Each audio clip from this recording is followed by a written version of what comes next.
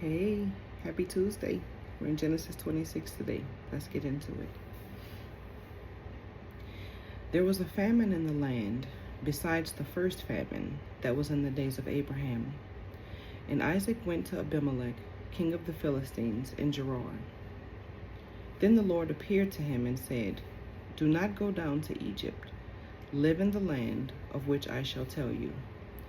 Dwell in this land, and I will be with you and bless you. For to you and your descendants I give all these lands. And I will perform the oath which I swore to Abraham your father. And I will make your descendants multiply as the stars of heaven. I will give to your descendants all these lands, and in your seed all the nations of the earth shall be blessed. Because Abraham obeyed my voice and kept my charge, my commandments, my statutes, and my laws." So Isaac dwelt in Gerar, and the men of the place asked about his wife, and he said, "She is my sister." For he was afraid to say, "She is my wife," because he thought, "Lest the men of the place kill me for Rebekah, because she is beautiful to behold." Now it came to pass, when he had been there a long time, that Abimelech, king of the Philistines, looked through a window and saw, and there was Isaac, showing endearment to Rebekah, his wife. Then Abimelech called Isaac and said, "Quite obviously, she is your wife. So how could you say, 'She is my sister'?"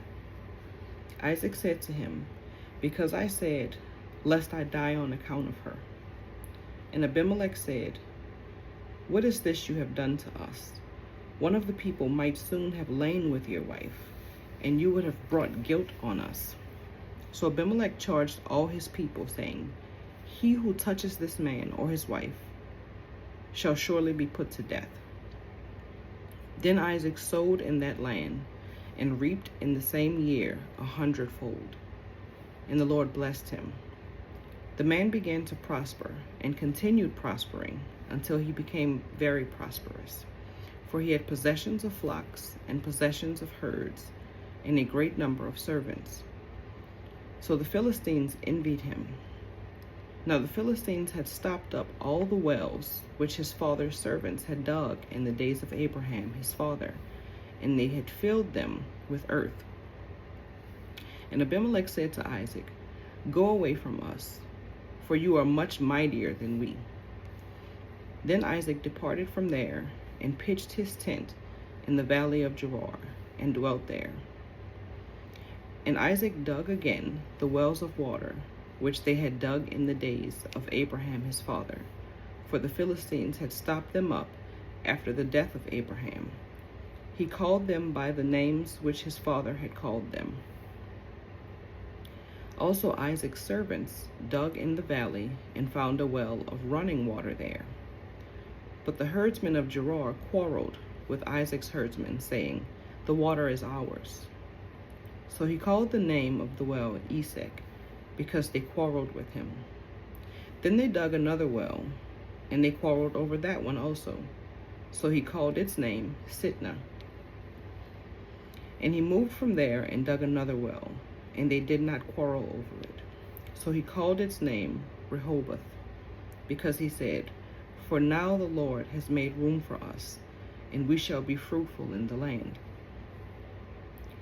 Then he went up from there to Beersheba, and the Lord appeared to him the same night and said, "I am the God of your father Abraham. Do not fear, for I am with you.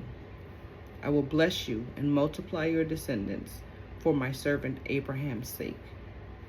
So he built an altar there, and called on the name of the Lord.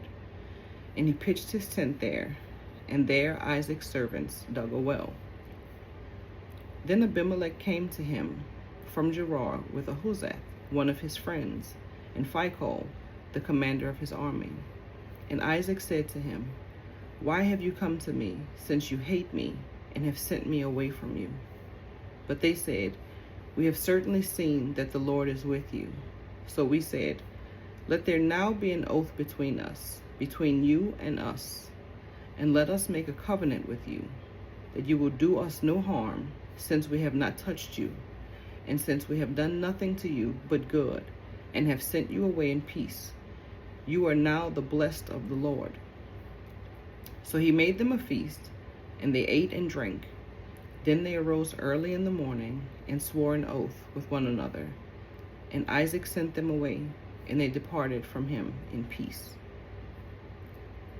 It came to pass the same day that Isaac's servant came and told him about the well which they had dug, and said to him, "We have found water." So he called it Sheba. Therefore the name of the city is Beersheba to this day. When Esau was 40 years old, he took as wives Judith, the daughter of Beeri the Hittite, and Basemath, the daughter of Elon the Hittite. And they were a grief of mind to Isaac and Rebekah. May the Lord add a blessing to the reading of his word. Have a good day.